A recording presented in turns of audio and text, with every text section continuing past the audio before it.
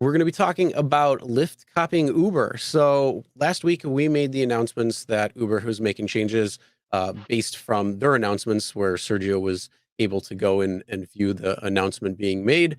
But we didn't expect it to be this quick that Lyft would make all of these changes as well too. So I don't know about that, but what's going on there, Sergio? What do you think? From my app, yeah, this is. I mean, I'm pretty sure Lyft is going to copy pretty much what Uber did on last Monday, which is great. I mean, all those changes to me were positive. And then, sure enough, this showed up in my Lyft app, and Uber had this. And the part of the announcement was that you can update the drivers around you for road blockages because their AI matching systems did not pick up on the traffic. And there you go. This was in my app. It says get real-time alerts. Well, that's what Uber announced last Monday. So Lyft is following in the footsteps, adding this to the system. Good. Now, the only way you're going to get the alerts, is if you use Lyft Maps. I always use Google Maps because I still don't like Lyft's in-house navigation.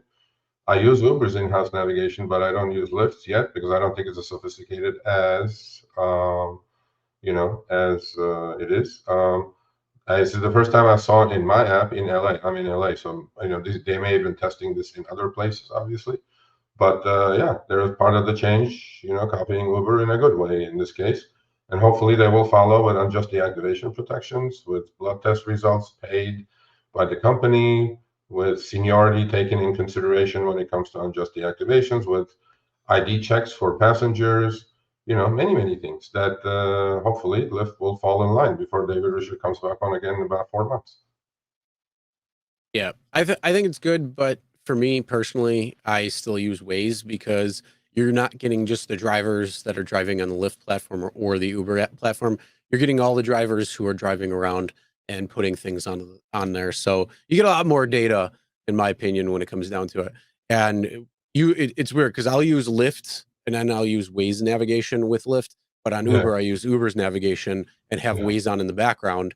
And then that way, like if there's a cop ahead, a deer ahead, or anything, that's ahead when it comes to the route, it still alerts you in the background. So you can have Waze open and it'll still let you know what's going on, even though you might be like using the Uber platform for the maps. Yeah, I agree. So yeah, it's a good change, and hopefully more to come. I don't know what's coming or not from Lyft, but hopefully they'll do exactly what Uber did, and not only that, but improve on it as opposed to whatever they did. Competition in a good way is a good thing for the driver as opposed to bad, and we'll see what comes up. All right, thanks for watching. That short little clip was from our live stream, Show Me the Money Club, with Sergio and myself, Tuesdays, 6 p.m. Eastern, 3 p.m. Pacific. Make sure you subscribe, turn on all notifications so you get notified when we go live, as well as all of our awesome content. Make sure to check out this video right here, which will take you to the entire live stream, or check out this video right there. All right, drive smart, everyone.